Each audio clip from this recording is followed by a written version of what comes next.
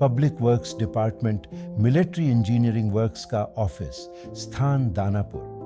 Office का केरानी बाबू कुछ फाइलें लेकर बड़े साहब के कमरे के पास आकर कहा, क्या मैं अंदर आ सकता हूं सर? भीतर से कोई जवाब नहीं आया तो केरानी बाबू ने धीरे से भीतर जाकर उनकी मेज पर फाइलें रख दी और फिर बाहर चला आया। साहब दार्शनिकों की तरह खिड़की के बाहर का दृश्य देख रहे थे। आधे घंटे बाद पुनः कुछ फाइलें लेकर केरानी बाबू आए तो देखा साहब पहले की तरह खोए खोए से हैं। सर, साहब ने गौर से केरानी बाबू की ओर देखते हुए कहा, आज मन नहीं लग रहा है, फाइलें रखकर आप जा सकते हैं। केरानी बाबू ने नम्रता पूर्वक पूछा, क्षमा करें सर, आखिर बात क्या है? मेरे योग्य कोई सेवा हो तो हुक्म करें। साहब ने एक गहरी सांस लेते हुए कहा, इंग्लैंड से पत्र आया है, मेरी पत्नी सख्त बीमार है, समझ में नहीं आ रहा है कि क्या करूं, वहां रहता तो देख रेख करता। केरानी बाबू ने कहा, तभी मैं सोच रहा था कि क्या बात है जो साहब फाइल में हाथ नहीं लगा रहे हैं, मैं थोड़ी देर बाद आ रहा हूं। केरानी बाबू की बातें सुनकर साहब का उदास चेहरा मुस्कान में बदल गया। ऑफिस के सभी बाबू इस केरानी बाबू को पगला बाबू कहते थे। हमेशा न जाने क्यों अपने आप में खोए से रहते थे। बातें करते समय हमेशा मुस्कुराते रहते थे, आंखें ढप्पी रहती थीं। कुछ लोग इन्हें आनंद मग्न बाबू भी कहते थे क्योंकि हमेशा आनंद में डूबे रहते थे, किसी बात की चिंता नहीं करते थे। थोड़ी देर बाद साहब के कमरे का दरवाजा खुला।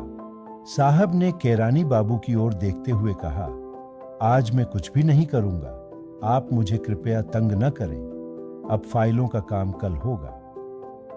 साहब की बातें समाप्त होने पर केरानी बाबू ने कहा, सर आप बिल्कुल बेफिक्र रहिए, मेम साहब स्वस्थ हो गई हैं, वे आपको आज की तारीख में पत्र लिख रही हैं, अगले मेल से आपको उनका पत्र मिल जाएगा। सिर्फ यही नहीं, टिकट मिलते ही वे अगले जहाज से भारत के लिए रवाना हो जाएंगी। इधर केरानी बाबू अपनी बातें कह रहे थे और उधर साहब मुस्कुराते हुए इनकी ओर देख रहे थे। साहब ने कहा, आप तो इस तरह बयान दे रहे हैं जैसे मेरी पत्नी से मिलकर चले आ रहे हैं। पगला बाबू, आपकी बातों से निस्संदेह मुझे सांत्वना मिली, इसके लिए धन्यवाद। ईश्वर करें कि आपकी बातें सही हों। अब आप अपने टेबल पर चले जाइए।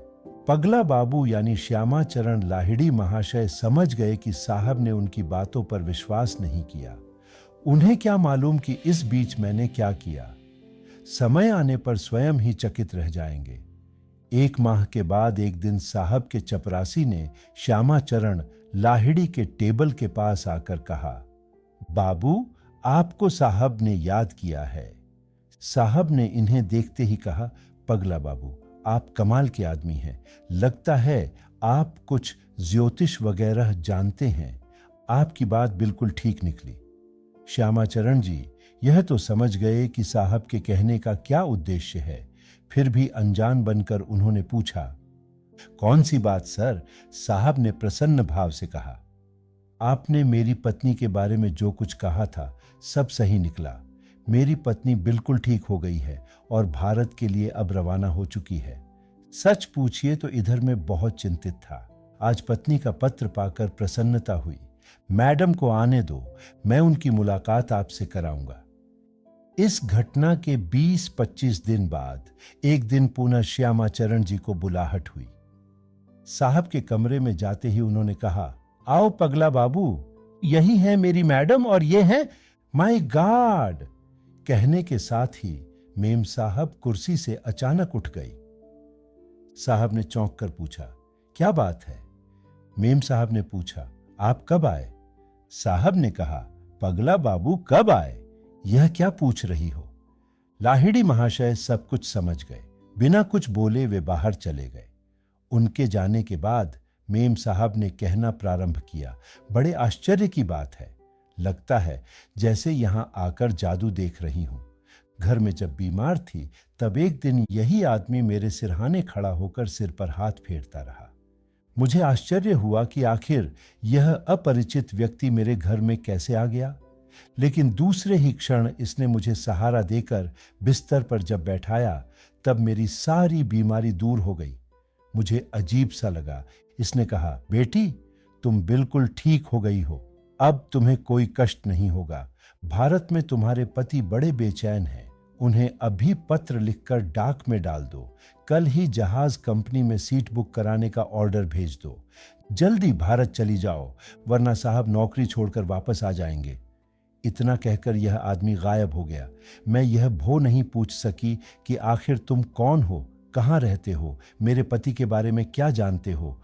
उस वक्त ऐसा लगा जैसे मैं कोई सपना देख रही थी और आज इस शख्स को यहां देखकर डर गई। सारी बातें सुनकर साहब कम विस्मित नहीं हुए। तो यह था योगी लाहिड़ी महाशय के जीवन का एक किस्सा। यह वीडियो आपको कैसा लगा, इस बारे में मुझे सुझाव अवश्य दें।